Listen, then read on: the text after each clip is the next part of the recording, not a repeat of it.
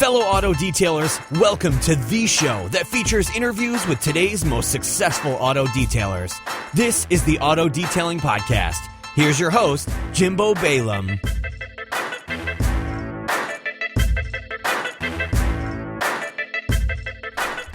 Welcome to episode 171 of the Auto Detailing Podcast. Today, I'm really excited. We have Bud Abraham on the show, and a little bit about Bud. He holds a BA and an MA in political science and history. He taught junior college for 4 years before entering the business world. In 1969, he went to work for Hanna Car Wash Systems, the largest car wash equipment company in the world at that time. Served in many capacities of marketing, advertising, and sales. His last position with the company was Director of International Marketing Sales. Bud left the company to start an export marketing company helping U.S. companies sell their product overseas. During that time, he became involved in the Car Care Corporation of Phoenix, Arizona, who was in early stages of development the Detail Plus concept of a high-tech, first-class retail detail center. He immediately saw the potential of the concept and jumped into to help the company establish and develop the concept. Part of the commitment was building 2 Detail Plus centers in Portland, Oregon, while selling and marketing the Detail Plus concept to international markets. In 1986, Car Care Corporation went out of business to pursue the development of automatic car wash and detail centers, and at that time he took over the company under the name Detail Plus Car Appearance Systems, marketing the concept to both the domestic and international markets. Within a few short years, he became a leader in the promoting of auto detailing as a legitimate retail business. He was the founder of the Professional Detailing Association in 1989 and served as its first executive director. He later helped to found the current International Detailing Association in 2006 and also served as its first executive director. Today he serves as president of Detail Plus Car Appearance Systems and is an active member of the IDA. He's also served on the board of the International Car Wash Association and the Western Car Wash Association. He writes articles in detailing in several trade journals, conducts detailing seminars, and consults worldwide on auto detailing. He's married, has 4 daughters, and enjoys NBA basketball. Bud, welcome to the show. Thank you, Jim. It's a pleasure to be asked to be on your show. And I'm really excited because another one of my passions that I didn't tell you, other than detailing, is basketball. So I'm hoping that we can somehow intertwine a little bit of basketball talk in here. I'm a Lakers fan. I'm not sure what you are. What is your favorite team? Portland Trail Blazers. Okay. And our nemesis, of course, is the Los Angeles Lakers. You know what? I remember, if I go back to my childhood, though, the Seattle Supersonics were quite a team. Yeah, they had some great teams. We won the NBA championship in 76, 77. Seattle played the Washington Bullets, they were called at that time, and lost in the finals. The next year they played, and I think they played the Bullets again, and they won. So they had some great years. They had that Sean Kemp. They called him the Rain Man. Yep. He was a great player. And then, unfortunately, they drafted Kevin Durant, and then the guy moved the team to Oklahoma City. Yep. Oh, man. Well, we'll put our differences in the NBA world aside and come to something that we can both agree on, and that's detailing.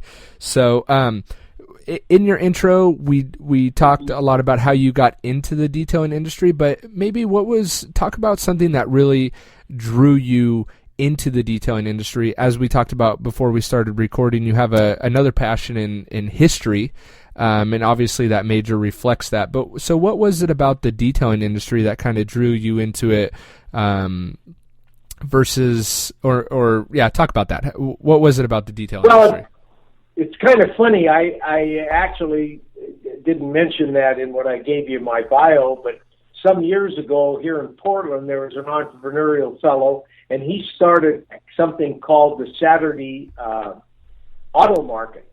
And what he did was he rented the downtown city-owned parking garage that was empty on Sundays. He called it Saturday, but he opened it on Sunday.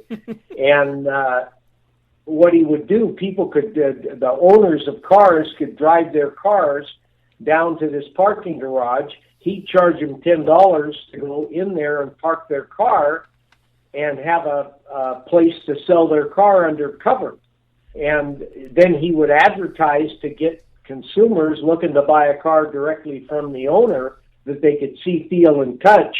And they would come down there and, walk through they usually had 3 or 4 floors full of cars in there at $10 a piece. Wow. And for some reason, I got the idea of what a ready-made market for some detail services. Now, Yes. in those days, that was in the mid-'70s. Wow. And in those days, detailing was still pretty much of a wholesale service done by or for the auto dealer. Right. But a friend of mine and I we snitched a grocery store shopping basket when we had a big gem orbital waxer and a couple of cans of wax, and we'd wheel this little cart around to the cars and ask the people if they wanted us to wax their car for $10. Wow. And we did that every week. Yeah, it was kind of goofy. So that was my first entree into the business. But even in the years that I spent in the car wash business, I still really didn't know much about detailing until I got involved with Car Care Corporation, and they were a pretty energetic, creative equipment company. And the fellow that was in charge, that owned Car Care Corporation, had a lot of irons in the fire, and he was developing car wash equipment and all sorts of things. Well, he developed the Detail Plus equipment concept of central distribution of chemicals, and about the time that I went down to visit him for his car wash equipment, he introduced me to this detail thing, and I just kind of fell in love with it. I don't know why. I said, man, this is a great concept. And he had just finished building the first Detail Plus store in Mesa, Arizona, and it was gorgeous. And I just knew right there that whatever the hell detailing was, this was the way to do it. And so I got involved with him in marketing his equipment, car wash equipment, and the Detail Plus concept internationally. And then I started helping him domestically develop it.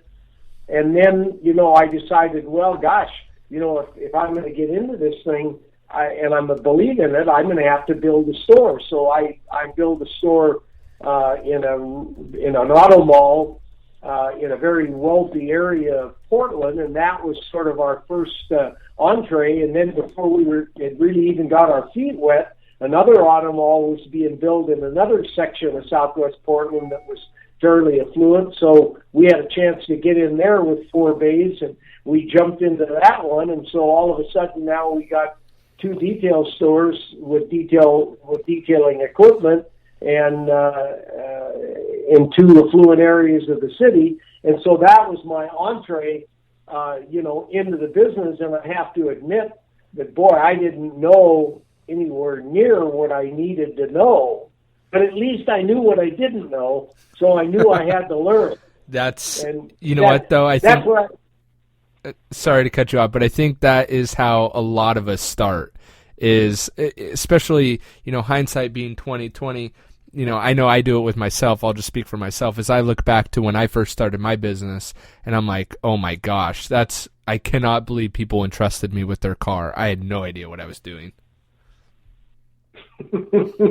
Well, I want to tell you, my experience has been that there's a lot of fellows out there that don't know what they don't even know. The worst part is they don't know that they don't know what they're doing. Right. And that's, as humorous as that sounds, it's true. Right. I can give people the tests that we give when we train people, when we train detailers for our customers.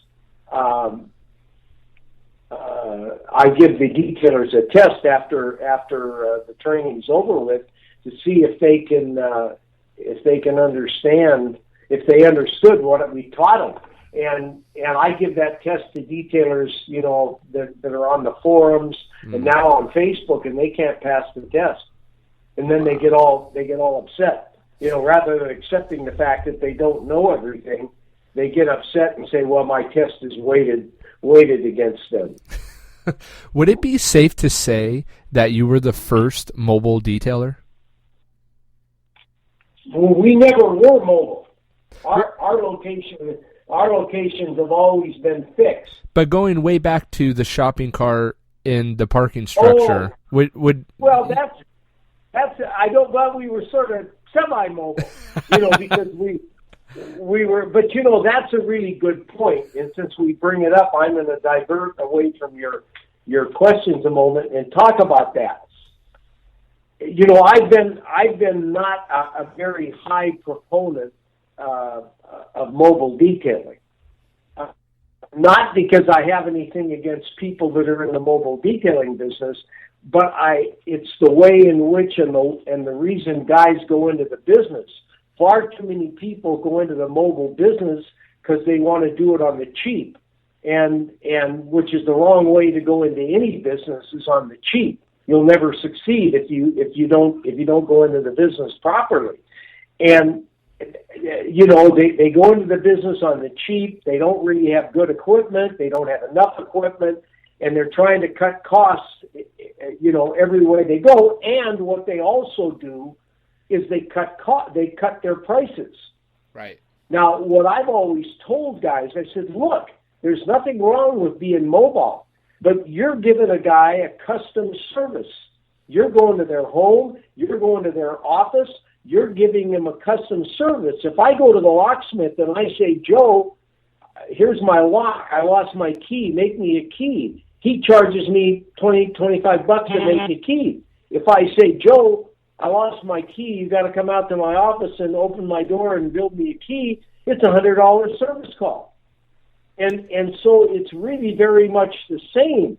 Mobile detailers need to understand that their service is worth a lot more money than what the fixed. I don't care how nice a fixed location you got. When the customer's coming to you and you don't have to drive out to his place and set up and tear down and then drive away, you got to charge for that. And I'm finding now that a lot of mobile detailers are finally understanding that, and they're starting to charge the proper amount of money. But many of them don't have water containment systems, and of course it's illegal to discharge water by the Federal Clean Water Act. It's illegal to discharge water onto the ground or into the storm sewer, being in Southern California. They're really tough on mobile washers down there. And so guys, if guys were to run their mobile business legitimately, they would have higher costs. Plus, the other thing is that, you got to drive to one location, you got to set up, you got to tear down, you got to get all your equipment in your truck, you got to drive to the next location, so you spend a hell of a lot of your day in unproductive detail time. Right. The nice part about what we were doing at the auto mart in that parking garage, everybody was there. Right. Only thing I had to do was wheel my little cart around, to each car, and that's what I tell mobile detailers. Look, what you want to do is you want to try to go to clinics, big office complexes with wealthy and affluent business people in there, or lawyers' offices, and set up for at least a half a day, if not a whole day, and detail cars all day in one location. You can make a lot of money doing that. Right. Yeah. But to bounce from house to house and charge less than the fixed location charges, that's a formula for failure. Yeah, it can definitely be a challenge, and that's definitely something that's wrong.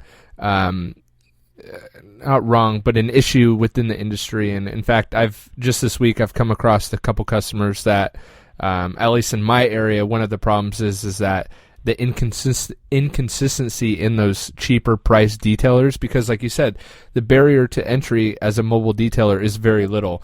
And so it's a price war to the bottom, and especially where I'm at, there's a ton of mobile detailers, and I get a ton of customers telling me, well, this guy's, only $10 for a wash. Why are you 4 times that? And it's like, well, because in 2 months, I'm actually still going to show up on Tuesdays at 10 a.m. like you like, unlike that guy who's, just out looking for enough money to feed his family today. So it's definitely a tougher road to go. It is, It's tougher. So, but I want to kind of transition to when you were just starting out in your career, what is kind of a challenge that you faced? I know a challenge for me when I first started was that I didn't have a ton of money to spend on all this equipment. And I was only 19 when I started, so fixed location for me wasn't really in the cards. But that's my challenge. But what was a challenge that you faced early on in your career, and what advice would you give to someone else just starting out that may be facing the same problem? Well, the other thing you didn't mention, if I can digress for a moment for you. Absolutely. See, being in Southern California is a lot easier for anybody starting a mobile business than it is in maybe South Florida, because you got 350 days of sun. True. And you can detail almost all year round, except for a few days, right, or a few periods where it might rain a little bit, but it doesn't put you out of business. So right, you can go the whole year. Number Good one. point. Number two, you've got very high affluency, high income level, and you got huge population. So that makes it feasible for a guy like you to start at 19 and stumble along and make it. Good but point. You get into the north, anywhere into the north, you got problems, and it's worse in the Northeast and the Midwest north because of the winters that they have.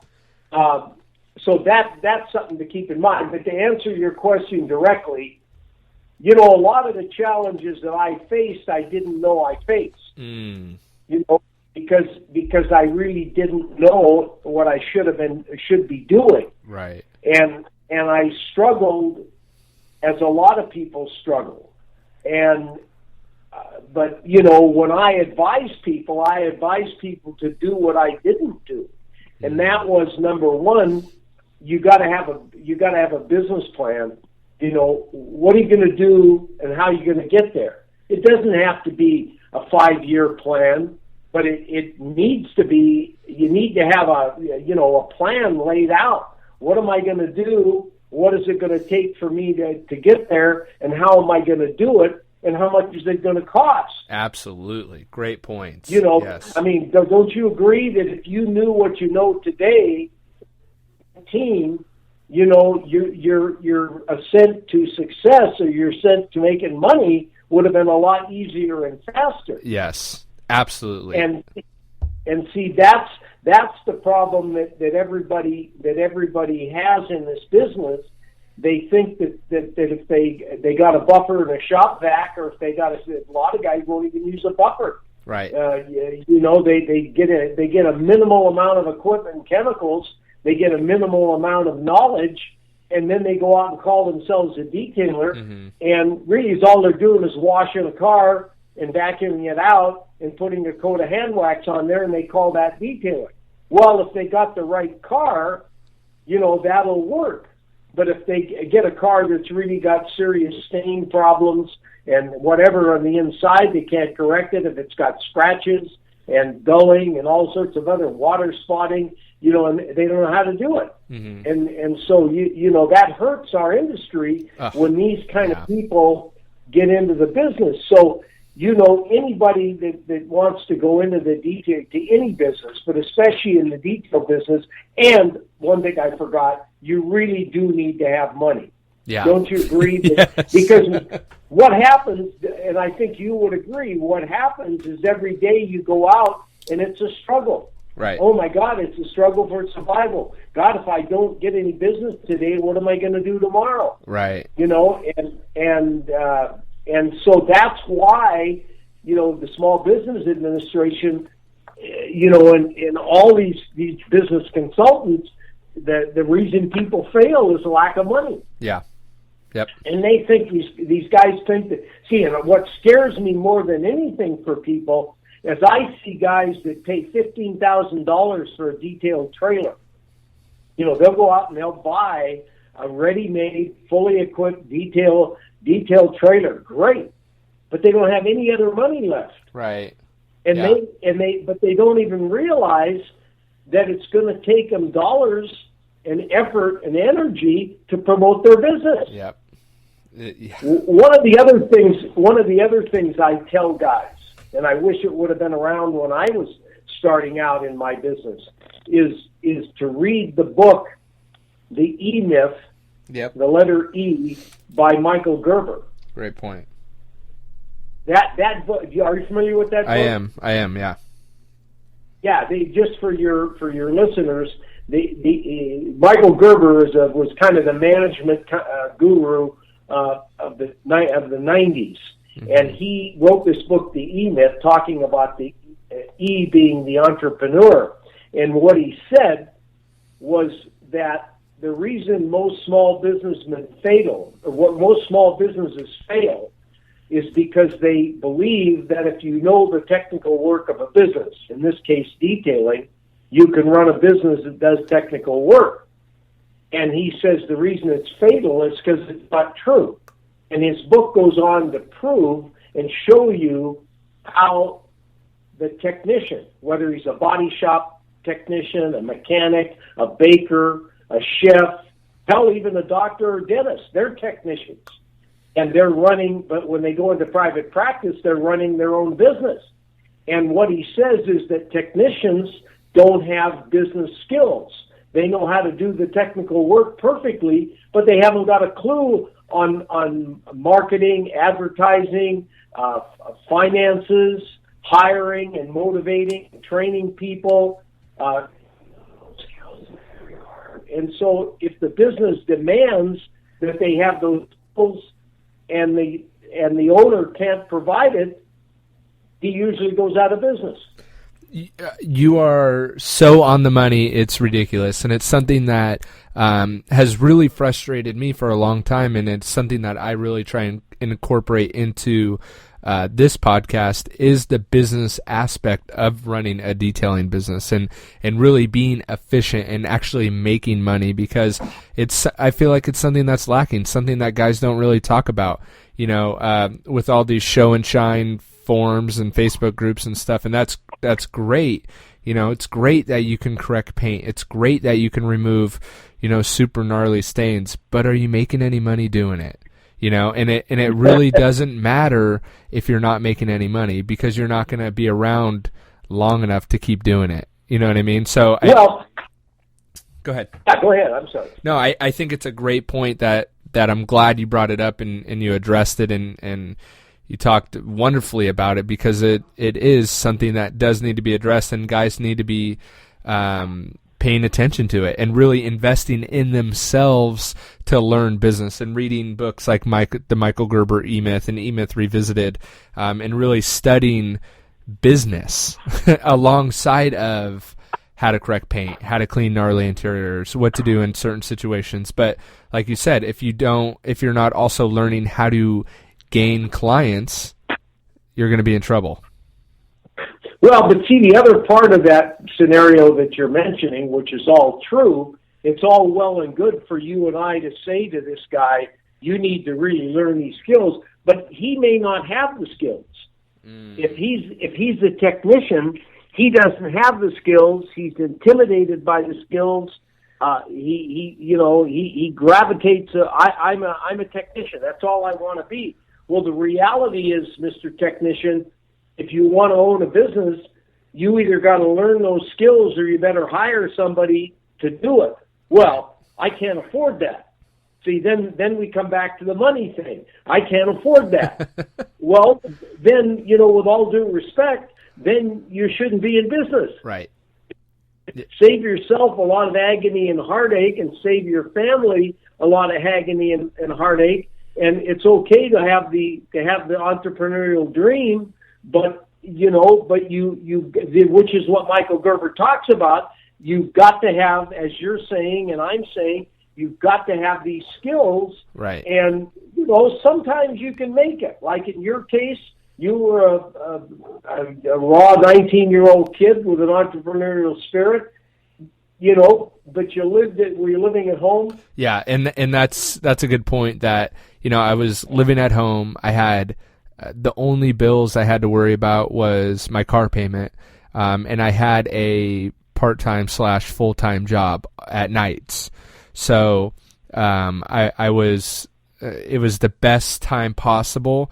They always say there's never a good time to start a business, which I would totally agree with. But I was pretty set up as far as if I didn't make money one day, it was okay because I still went to my job at night.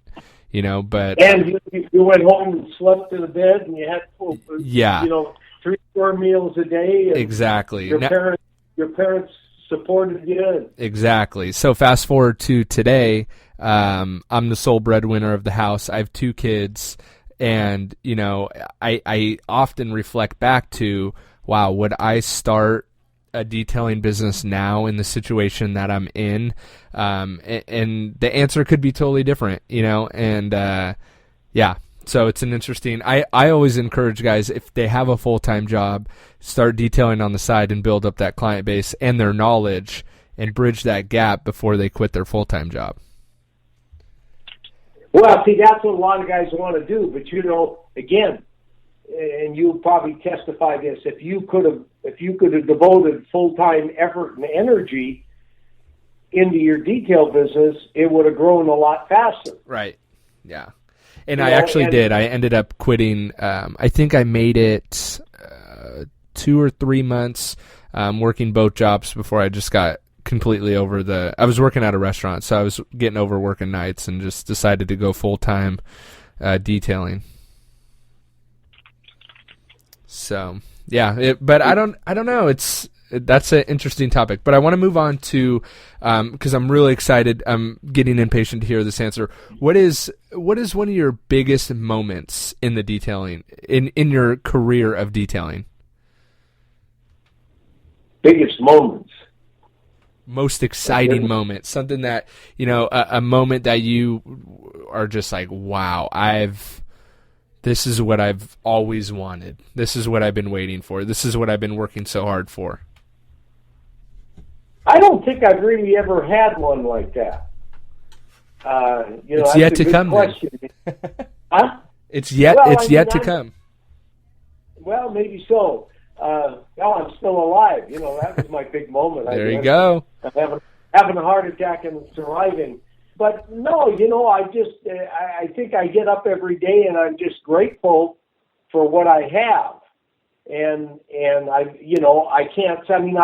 made, big sales before, and, that's exciting. But I think just the way I look at it is you live in the here and now, and you live today as good as you can, and you don't look to what could be in the future and look back in the past. My wife and I moved from a very big, beautiful home in the country with 6 acres to a house about half the size with a postage stamp piece of property. And people say, well, gee, don't you miss that house? I said, no.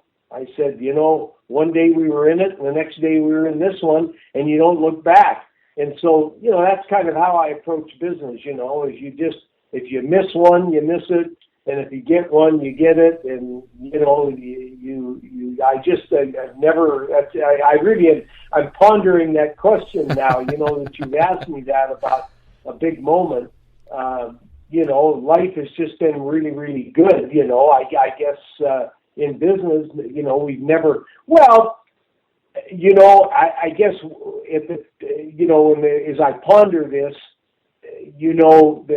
my company's surviving. When I look back, maybe the company's surviving that economic downturn, because in 2008, when the economy just went in the tank, and the automobile industry went in the tank at the same time. Mm-hmm. Well, I didn't realize, even in my older experienced years, I didn't realize what was going on.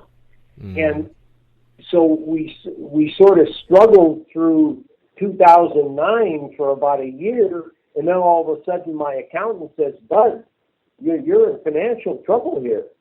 And I got this friend of mine who was a CPA and an accountant and a real top quality CFO, and I had him come in too, and they both kind of looked at me and said, "Hey, look, you're in trouble."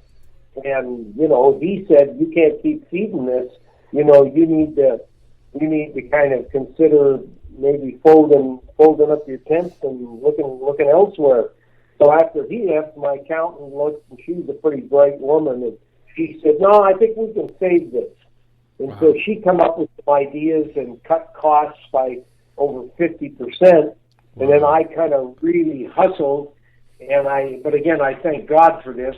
I hustled and I picked up about $250,000 in sales overseas by just some aggressive marketing.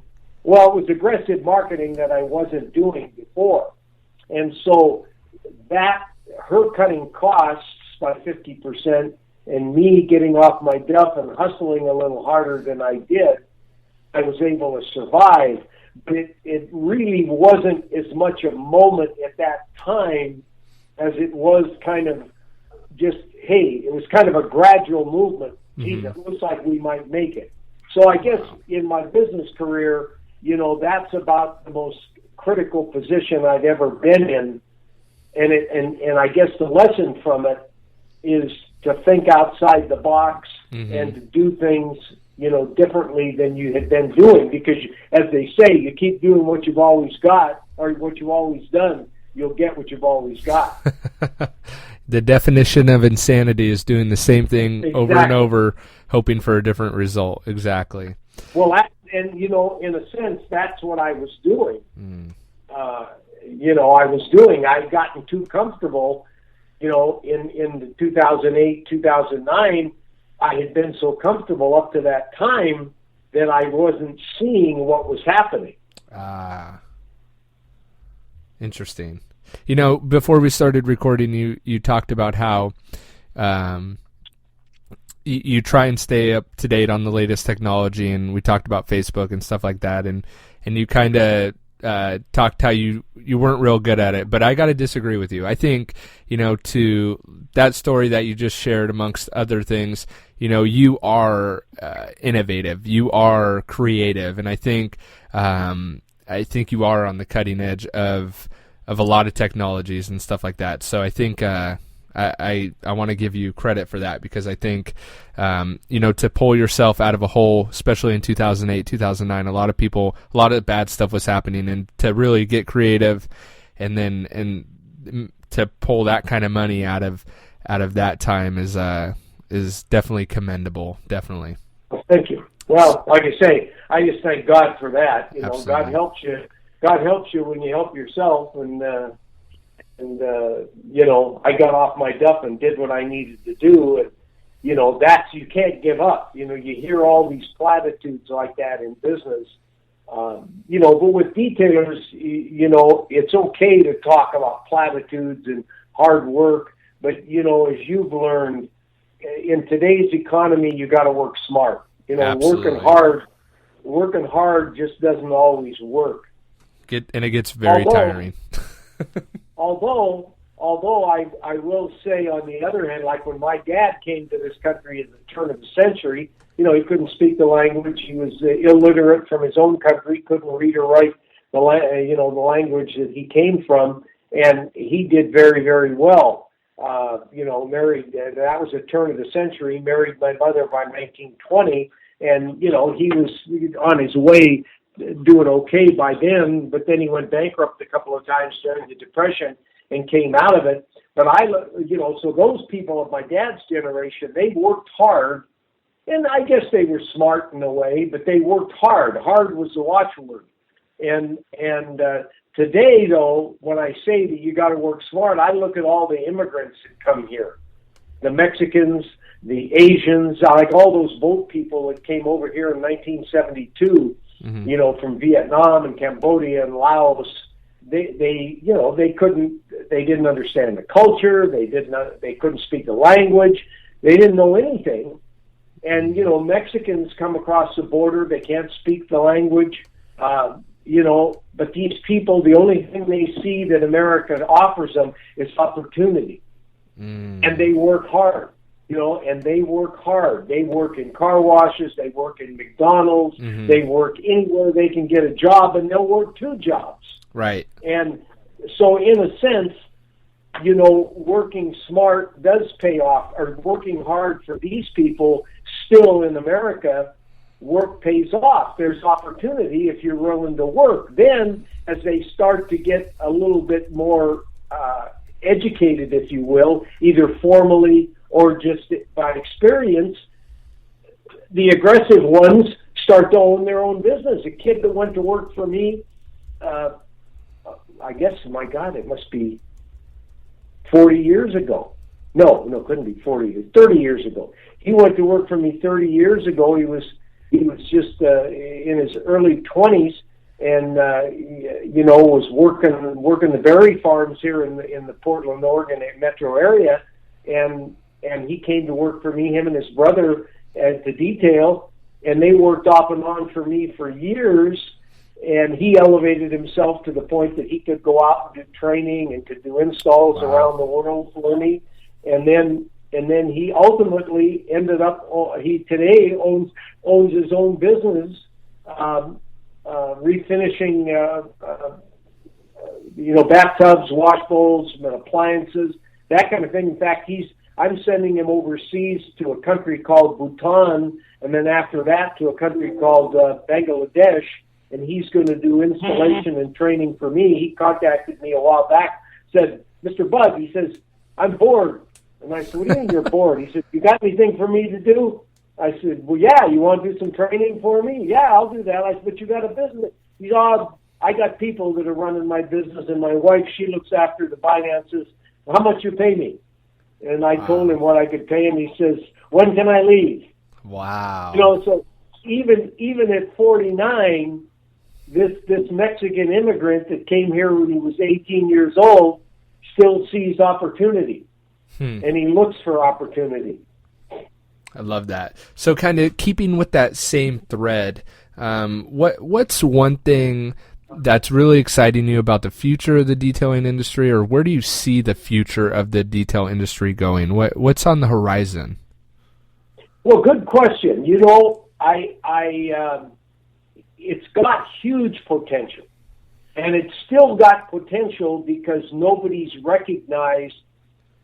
one has really recognized the potential that the industry offers. Normally what happens, I look back at the quick lube industry. You probably weren't born when it started, but the quick lube industry started in, I think, the early 70s. The Jiffy Lubes, the Minute Lubes, the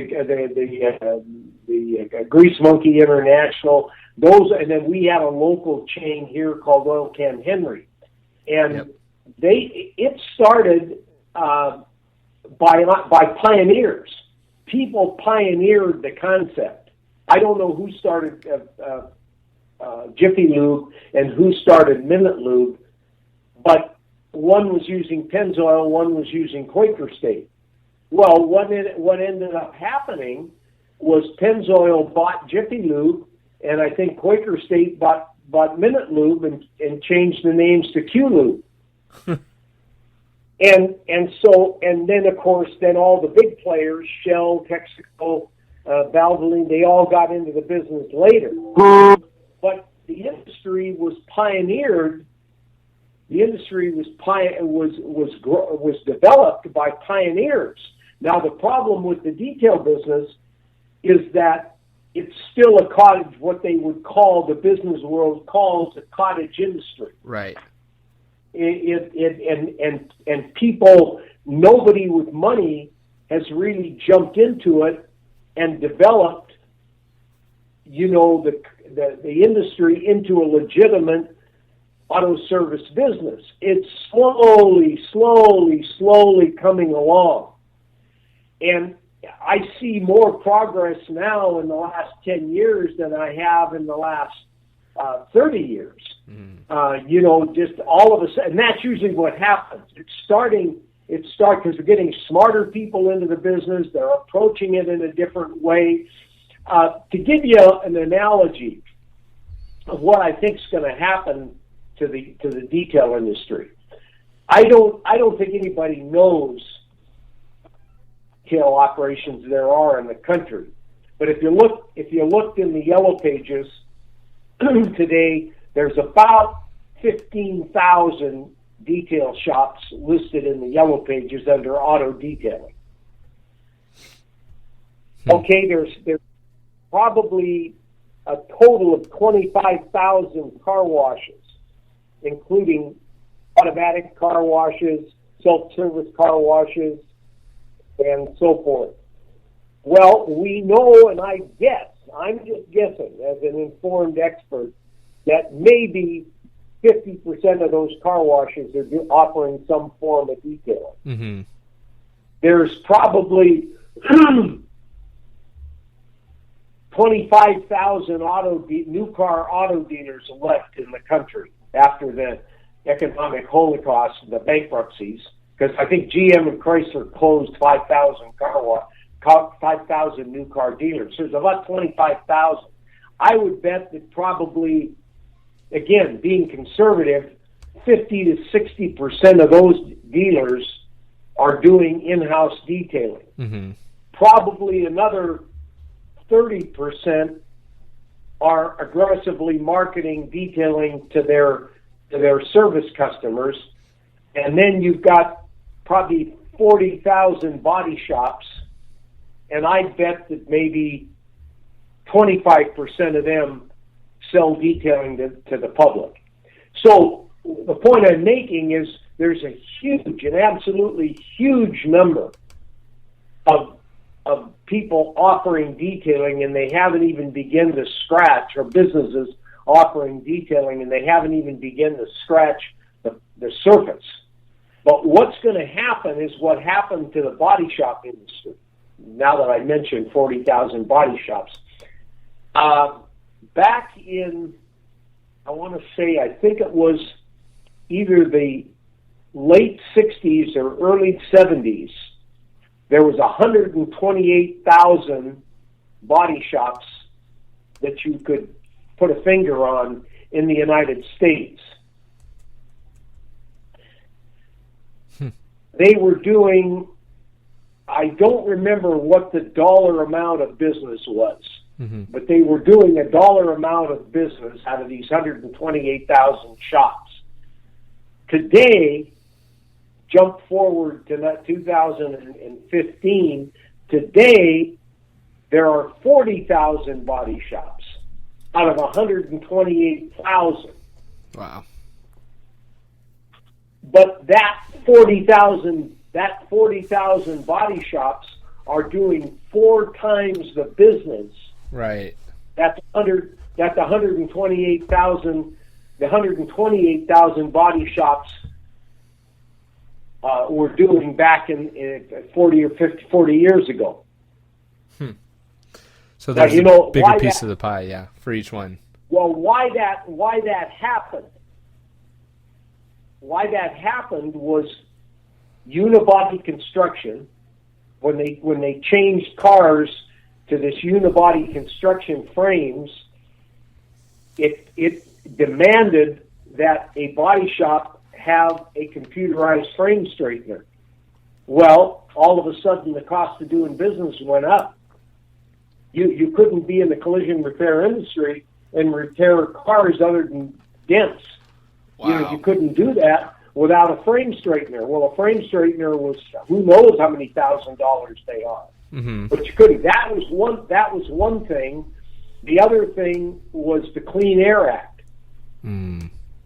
The Clean Air Act, which is tougher, and California actually has tougher regulations on the Clean Air Act and the Clean Water Act than the federal government does.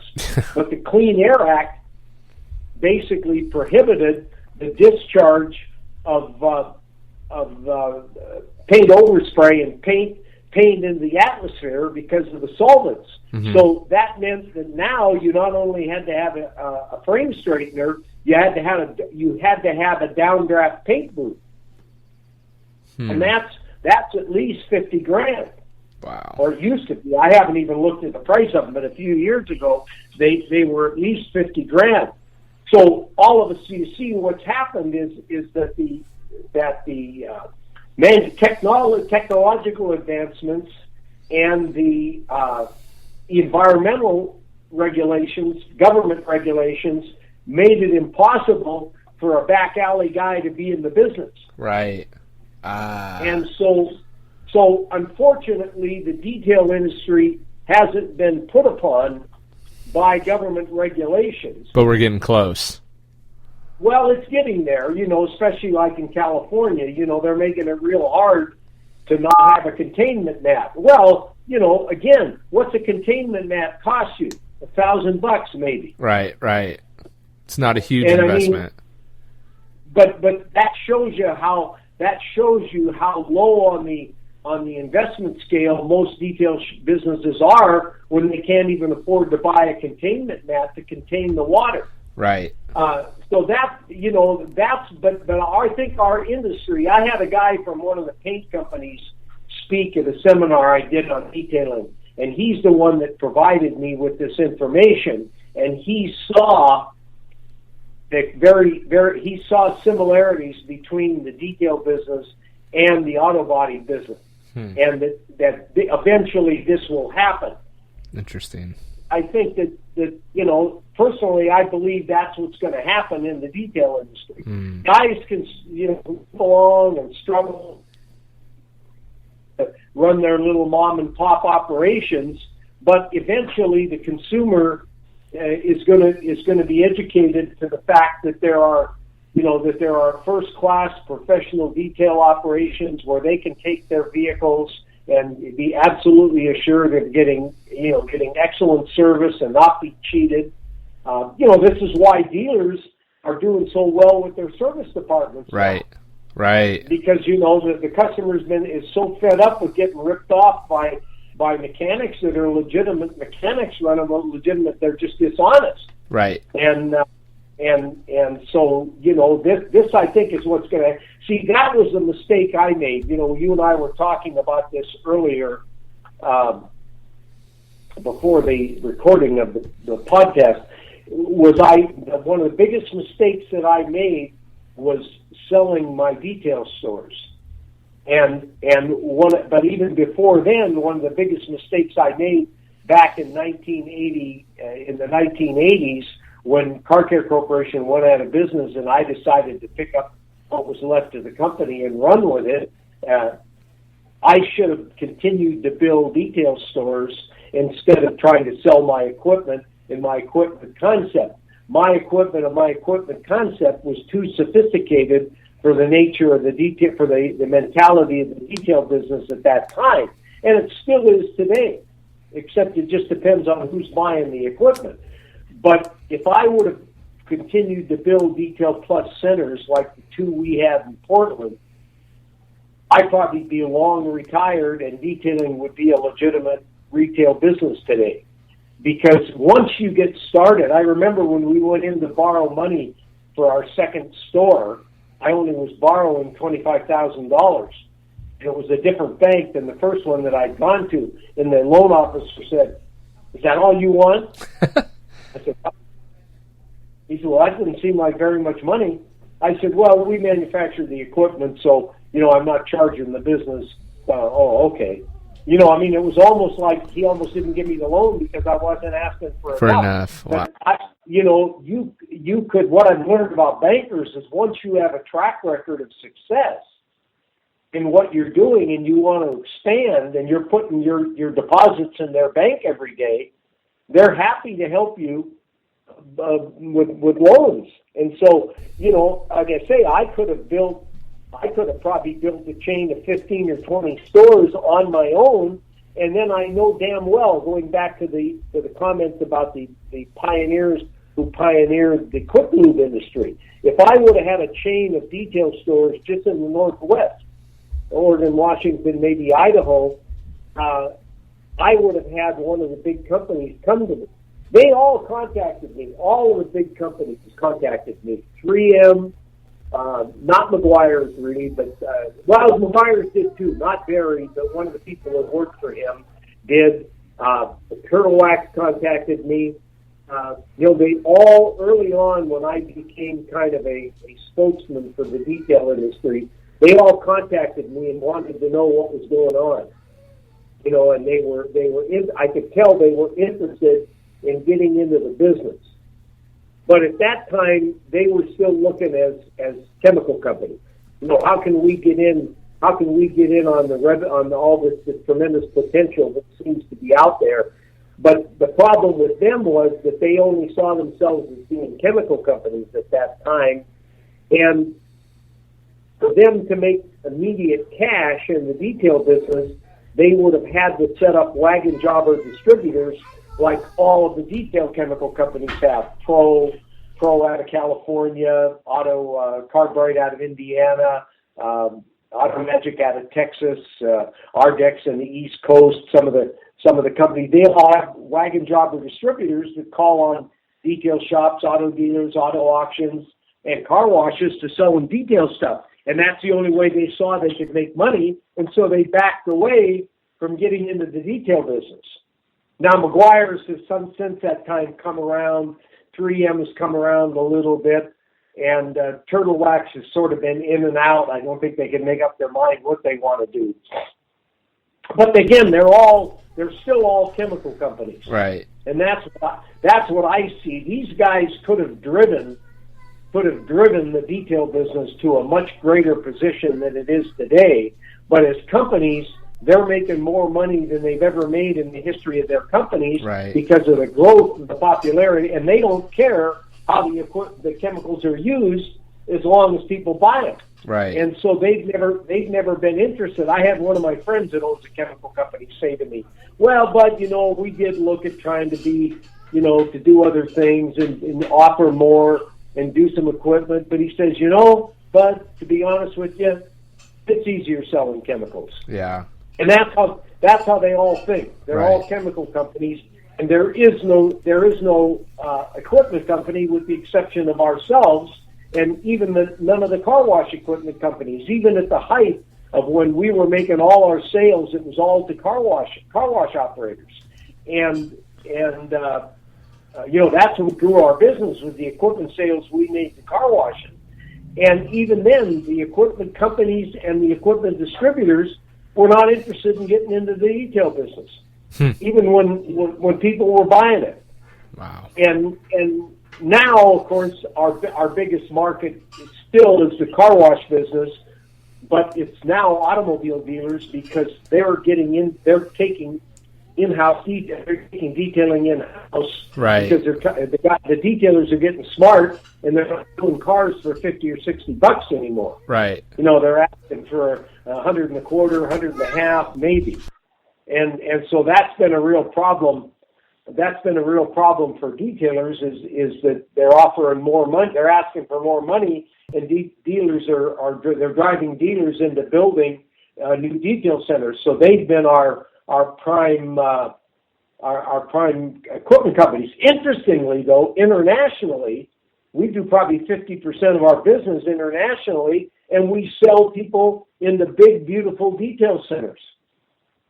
Wow.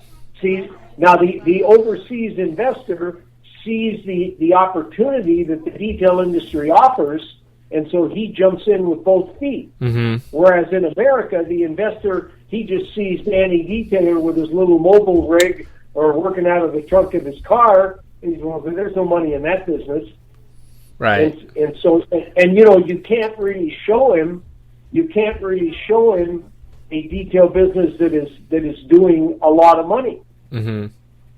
I've got a few customers. I got a couple of brothers in New York that were like you. They started in the business out of college, not at 19, but out of college. And they came to me initially, and they said, "Oh no, your equipment." They didn't tell me this, but they told me this later. They decided, no, that equipment was too expensive. They didn't need it.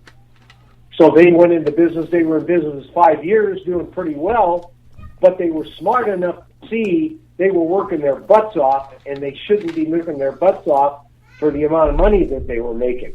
So they came back to me and they started talking again. Well, everything that they complained about, our equipment system eliminated. Took care of. They bought equipment and even expanded beyond what I was selling them to do some other things with the equipment. And then the guy tells me after 2-3 months in business, he said, "My God, bud," he said, "everything you said to me and we thought is true." He said, "You know, my brother and I don't have to detail cars anymore. We're not working overtime shifts anymore. We're getting the work done faster. The employees are happier. They're not as tired. Everybody's making more money." And that was because what your equipment did for us. But you see, the detail industry, unfortunately, you know, I have a nasty thing I say about detailers. I guess it's nasty, but I think it's true. If you can't afford something, you don't need it. I mean, I talk to guys every day that can't afford to spend $600 or $700 for a small extractor, and they're, rather than saying I can't afford it, they simply say, "Oh, I don't need it. I detail a little differently." Right. Interesting. You know? And so that I don't see but a few of the detailers that are now in the business today ever buying my equipment. Interesting. You know, yeah. Eventually, they will. But that's my mistake. I should have just kept building stores. And if I wasn't so old, I'd probably start building stores again. Interesting.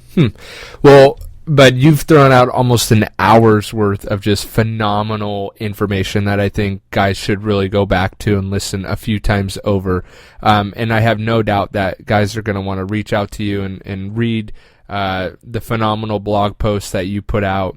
What are a couple ways that guys can connect with you to read those blog posts, to connect with you on Facebook? How can they do that? If they own a shop and are interested in these systems that you're selling, how can they find you? How can they connect with you? Okay, well, thank you so much, Jim, for asking. They can contact me anytime at my personal email, which is buda@detailplus.com. They can register for our free detail newsletter, which has probably 4 of my articles in it every time it comes out. They can register for that at detailplus.com and just go to the bottom of the homepage, and there's a place to register in the newsletter. And then they can read the blog on at www.detailersworld.net. That'll take them directly to the blog.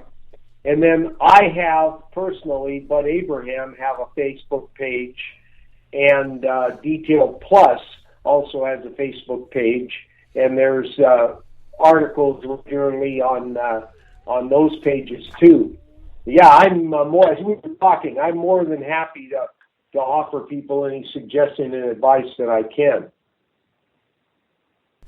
All right, and I will link all that up at autodetailingpodcast.com, and people can just, in the search bar, search Bud and all the show notes with everything we've talked about today, and all the ways to connect with you and find you. Or they can just go to detailersworld.net, or again, Bud's direct email is buda@detailplus.com, was it? Yes. Perfect. All right. I just want to thank you again for coming on the show and sharing, all that valuable content. Really appreciate it. Oh, my pleasure. Thank you again for having me on. Thanks for listening to another episode of the Auto Detailing Podcast.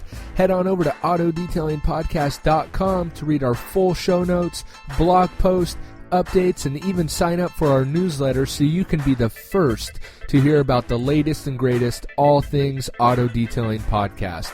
And don't forget, if you leave us a rating and review on iTunes, it'll help us reach other auto detailers just like you, and you may even get a shout out at the top of a future episode. Thanks for listening. We'll see you on the next episode.